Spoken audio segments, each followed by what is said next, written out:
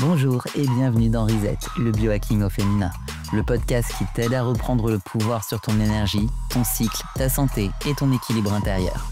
Je suis Julie, coach en bien-être féminin, professeur de yoga et praticienne ayurvédique. Chaque semaine, je te guide pour reconnecter ton corps à ton intelligence hormonale, émotionnelle et intuitive. Ici, pas de diktat, pas de stress, juste de la conscience, du concret et de la douceur pour hacker ta vie avec amour. Tu te sens fatigué, mais t'arrives pas à dormir. Tu sautes d'un truc à l'autre, mais t'as du mal à te concentrer. Tu veux être productive, mais ton corps freine. Tu as tout bien fait, mais t'as l'impression que rien ne fonctionne. Et si le problème, c'était pas ta routine, ni ton alimentation? Et si c'était juste ton stress, celui que tu crois gérer, mais qui a déjà pris le contrôle? Le stress, c'est pas juste être débordé ou avoir une mauvaise journée. C'est une réaction hormonale, chimique et profonde. Et quand il devient chronique, il sature ton système nerveux. Il dérègle ton cortisol, il plombe ta thyroïde, il affaiblit ton immunité et il déséquilibre tes hormones. Mais attends, ce n'est pas une fatalité. Parce que le biohacking te donne des outils puissants pour réguler ça, et notamment un levier que j'adore, les plantes adaptogènes, qui est un épisode que vous m'avez beaucoup demandé. Mais pas que. On va aussi parler de relaxation active, de techniques concrètes pour calmer ton système sans t'asseoir en lotus pendant des heures. Dans cet épisode, tu vas comprendre comment le stress agit au niveau hormonal, donc sur ton cortisol, ton adrénaline, ton insuline, ta thyroïde, etc. Pourquoi certaines femmes gèrent bien la pression et d'autres s'écroulent, ce que sont vraiment les plantes adaptogènes et comment les choisir intelligemment, les erreurs qu'on fait avec les routines anti-stress, des outils simples pour calmer ton corps sans t'abrutir. Et une histoire que je vais te raconter, celle de Claire, une entrepreneuse brillante qui a failli tout arrêter à cause d'un stress qu'elle croyait normal. On va parler corps, on va parler science, mais surtout, on va parler d'équilibre durable. Pas de pommade sur les symptômes, on va à la racine. Alors si tu es prête, on y va. Le stress, on le voit souvent comme un état mental. Mais en fait, c'est une cascade hormonale. Un vrai mécanisme biochimique qui démarre dans ton cerveau et se répand dans tout ton corps. Quand tu vis un stress, qu'il soit réel ou juste perçu comme une menace, oui, même un mail non lu ou une remarque passive-agressive peut suffire. Ton cerveau active une zone appelée l'amygdale. Là, c'est comme si une alarme sonnait. Et paf, enchaîne, activation de l'axe hypothalamo-hypophyso-surrénalien, HHS. Libération d'adrénaline, donc accélération du rythme cardiaque, tension musculaire, vigilance extrême, puis montée de cortisol, l'hormone du stress, celle qui te tient en alerte constante. Et c'est là que les problèmes commencent. Tu crois que tu gères, mais ton corps, lui, est en mode survie. Et ça se manifeste comment? Par une fatigue persistante, par des fringales de sucre ou de gras, une baisse de libido, parfois la perte de cheveux, de l'anxiété et des troubles du sommeil, des cycles irréguliers ou des syndromes prémenstruels amplifiés. Même si on n'en fait pas le focus ici aujourd'hui, tout est toujours lié. Des problèmes digestifs aussi, et souvent, on essaye de compenser avec du café, du sport intense et du multitasking. Mais tout ça, ça aggrave simplement le déséquilibre. Ce que je veux que tu comprennes aujourd'hui, c'est que le stress, c'est pas dans ta tête. Il est dans tes glandes surrénales, et tant que tu n'agis pas sur l'équilibre hormonal, tu resteras dans un cercle vicieux. Mais je te dis pas ça pour te faire flipper. Je te dis ça parce que tu peux t'en sortir. Et c'est là qu'on va parler d'adaptogènes. Donc ces plantes qui sont pas magiques, mais terriblement efficaces pour réentraîner ton système à revenir au calme. Je vais te les présenter et non pas en mode catalogue. Je vais te dire lesquels je recommande pour quel profil et comment les utiliser et ce qu'il faut faire. On va pas tourner autour du pot, les adaptogènes, c'est pas une tendance bien-être de plus. C'est une phytothérapie sérieuse, utilisée depuis des siècles dans la médecine ayurvédique, donc la médecine traditionnelle indienne, mais aussi la médecine traditionnelle chinoise, et validée aujourd'hui par la science occidentale. Mais c'est quoi un adaptogène concrètement? Ce sont des plantes ou des champignons qui aident ton corps à s'adapter au stress, sans le forcer ni le stimuler à l'excès. Elles n'annulent pas le stress, et heureusement, parce qu'un peu de stress, c'est quand même nécessaire. Elles régulent, elles équilibrent et elles renforcent ta résilience. Et là, attention, toutes les adaptogènes ne se valent pas et toutes ne sont pas adaptées à toutes les femmes. Je vais ici me concentrer sur les principales.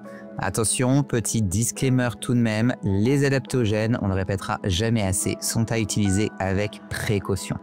Elles peuvent rentrer en contradiction avec certains traitements médicaux, notamment les antidépresseurs. Donc si jamais tu suis un traitement, je t'invite à te rapprocher d'un professionnel afin de savoir si tu peux consommer des adaptogènes ou pas. Donc on va voir différentes catégories d'adaptogènes, les calmantes, les dynamisantes et les équilibrantes. On va commencer par ma préférée, l'ashwagandha, qui est la reine du cortisol. Superstar dans le monde du stress. Elle calme l'hyperactivité du système nerveux, améliore le sommeil, soutient la thyroïde. Idéal si tu te sens épuisée mais nerveuse ou si tu te réveilles en pleine nuit avec la tête qui tourne à 1000 à l'heure. À prendre plus tôt le soir, attention si tu as tendance à l'hypotension. La rhodiola, l'anti-burnout mental. Elle aide à résister à la fatigue mentale, améliore la concentration, booste l'humeur et la performance cognitive. Idéal si tu te sens vidé dès le matin ou que tu veux un petit soutien pour gérer les périodes de forte pression mentale.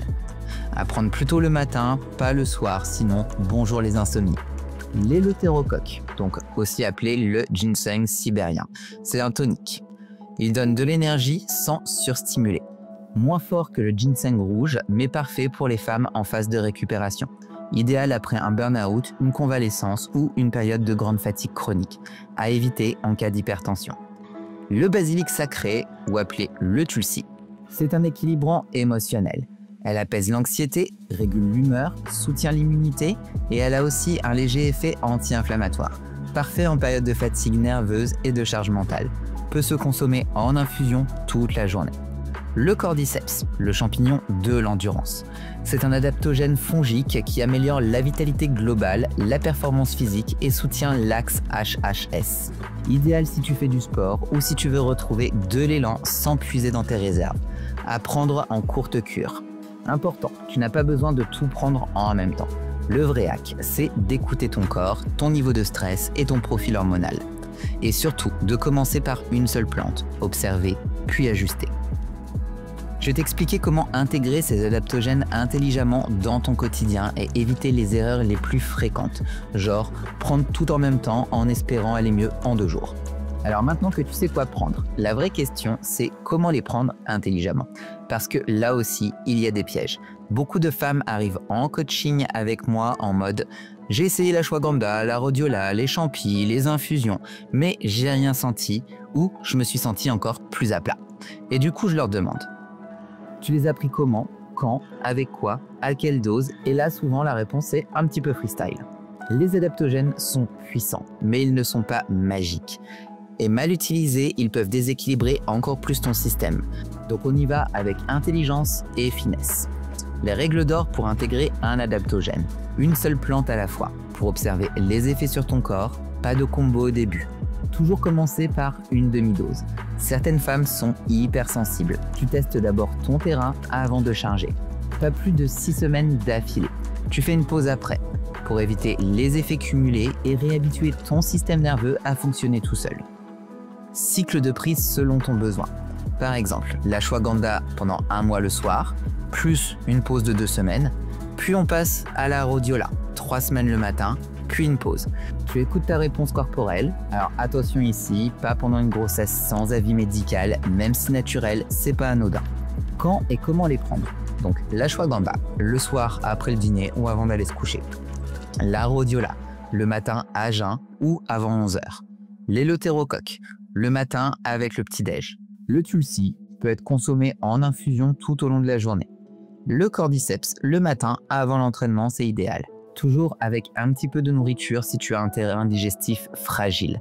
Et si tu as un doute, tu fais simple, une plante, 2 à 3 semaines, puis tu stoppes et tu observes.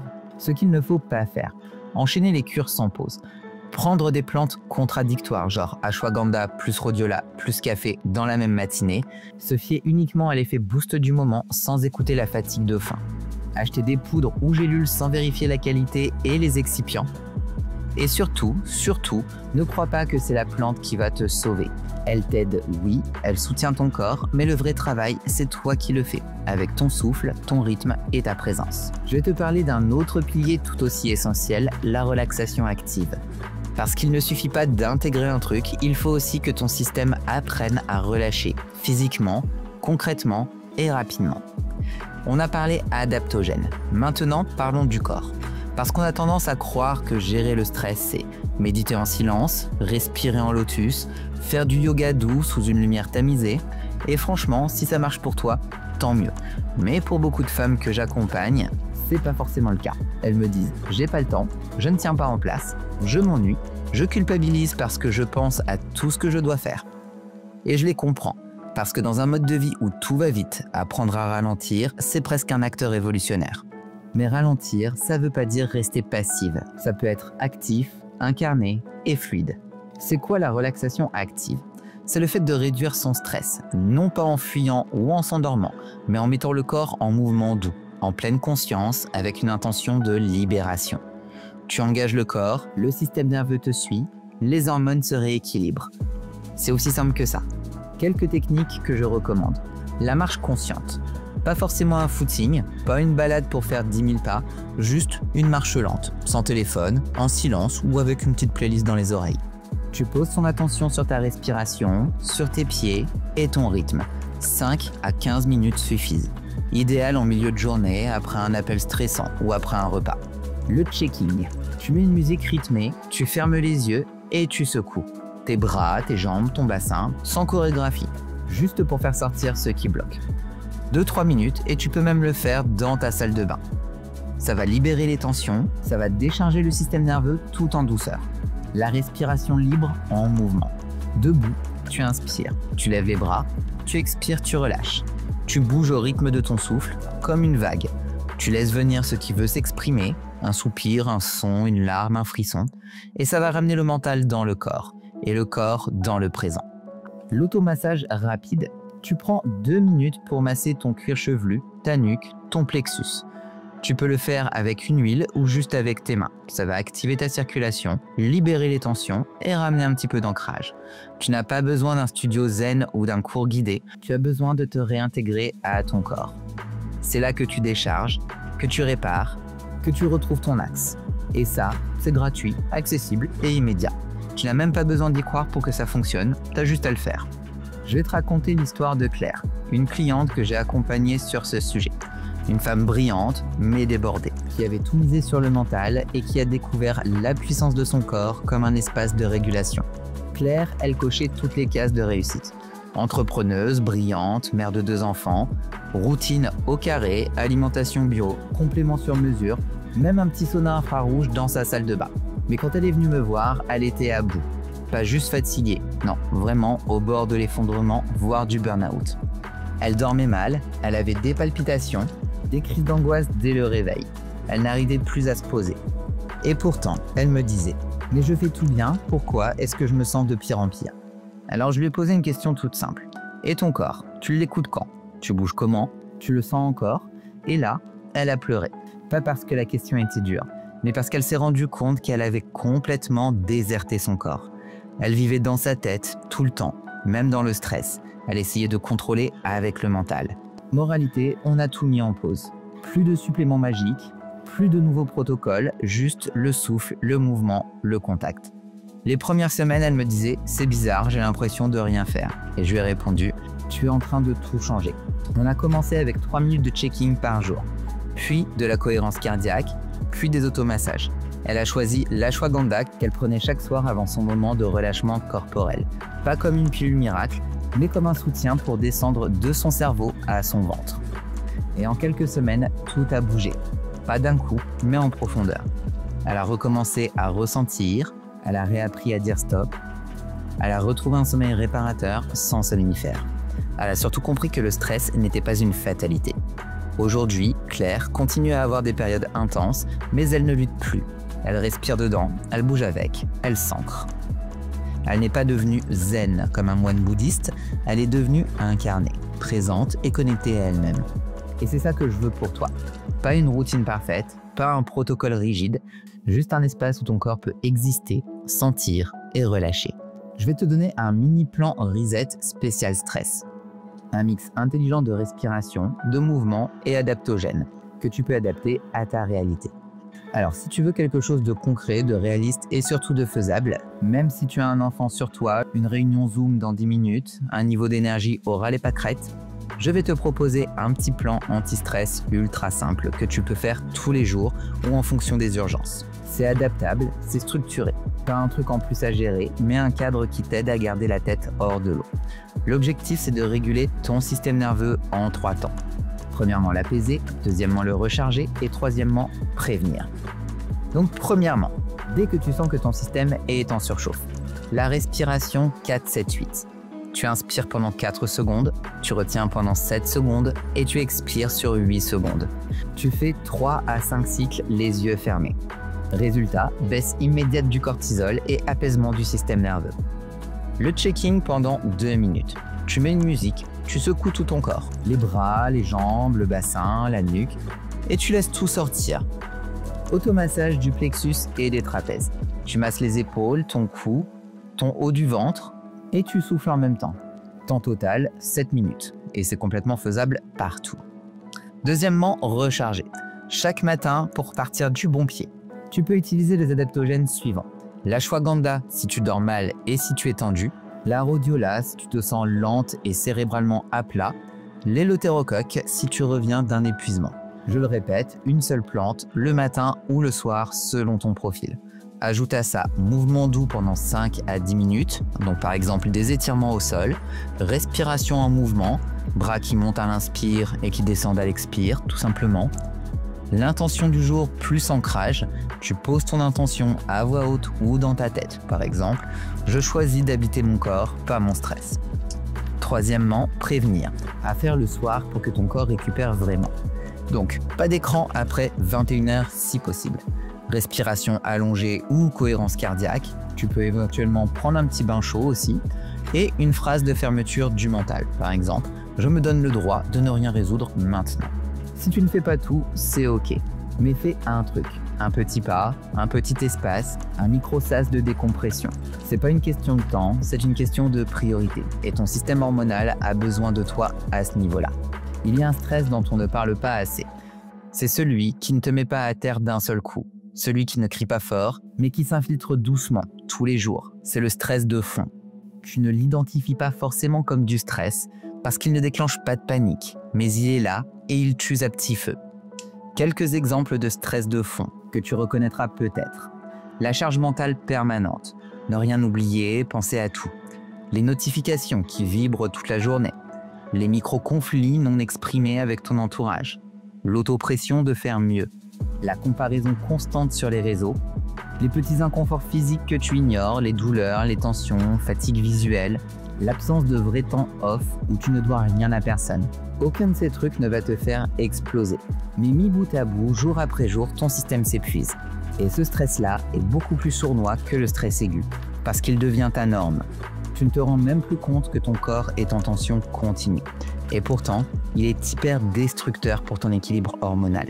Parce qu'il maintient ton cortisol légèrement élevé en permanence. Et le cortisol chronique, il bloque la bonne conversion de la thyroïde. Il inhibe la production de progestérone, d'où SPM, anxiété et irritabilité. Il sabote ton insuline et il épuise tes glandes surrénales. Et comme c'est pas spectaculaire, tu ne dis pas « je dois agir ». Tu t'adaptes, tu continues et tu te dis « c'est normal ». Sauf que bah non, c'est pas normal. La chose que je veux te dire, c'est que si tu te réveilles fatigué, si tu n'arrives pas à décrocher même quand tu es off, si tu es toujours un peu irritable ou dispersé, ce n'est pas que tu manques de volonté, c'est que ton système est en surcharge chronique. Et pour ça, pas besoin d'un week-end en forêt ou d'un silence monastique. Parfois, il suffit d'enlever une goutte de ce vase qui est déjà trop plein. Je vais te proposer un exercice puissant pour identifier ton propre stress profond et le hacker en douceur. Tu vas voir, c'est simple et c'est hyper libérateur. Tu veux agir sur ton stress, mais tu ne sais pas par où commencer. Commence par mettre de la lumière là où c'est flou. Je vais te guider dans cet exercice hyper simple. Donc tu peux le faire avec un carnet, ton téléphone ou juste mentalement. Mais je t'invite vraiment à l'écrire parce que le fait de poser les mots rend tout réel et plus transformable. Première étape, liste tes stress silencieux. Pose-toi cette question. Qu'est-ce qui me coûte de l'énergie sans que je m'en rende compte? Écris tout ce qui vient, sans filtre. Exemple, mon téléphone qui vibre en permanence, mon frigo en bordel, les discussions que je repousse avec ma sœur, les mails non lus, mon miroir me renvoie une image qui me fatigue, mon sentiment de toujours être en retard. Tu peux en avoir 3 comme tu peux en avoir 30, peu importe. Tu fais sortir ce qui t'encombre. Deuxième étape, tu identifies le point d'entrée. Parmi cette liste, tu choisis un seul point, celui qui te semble le plus accessible à bouger. Pas forcément le plus lourd ni le plus symbolique, juste celui que tu peux commencer à hacker dès maintenant. Par exemple, active le mode avion à 20 h.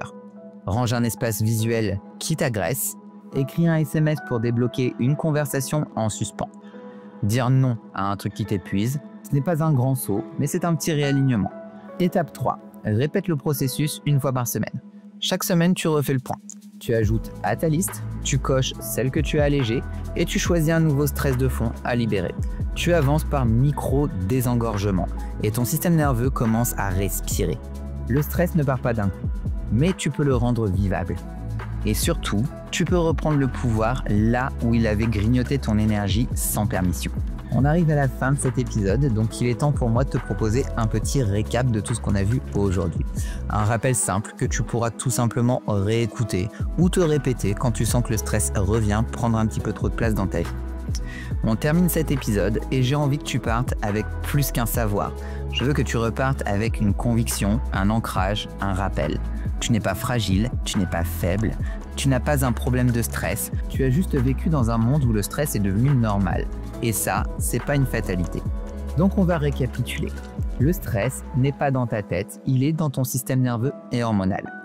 Les adaptogènes sont des outils puissants à utiliser avec clarté et parcimonie. Ton corps doit relâcher via le mouvement, le souffle et le contact. Tu n'as pas besoin de zen attitude, juste une reconnexion corporelle. Le stress de fond est invisible mais corrosif. Tu peux l'alléger pas à pas tranquillement. On a vu que tu peux intégrer une routine anti-stress. Elle peut être courte, douce et efficace. Ce n'est pas un sprint, c'est une pratique vivante à adapter chaque semaine.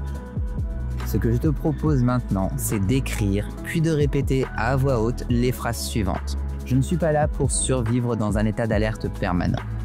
Je suis là pour respirer, sentir, créer, aimer et choisir.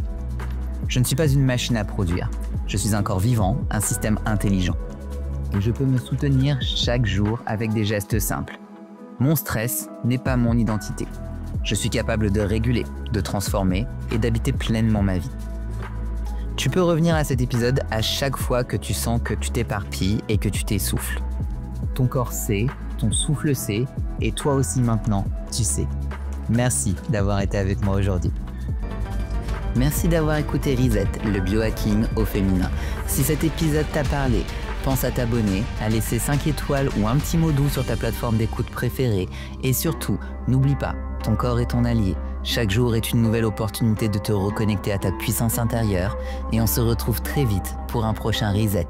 D'ici là, prends soin de toi.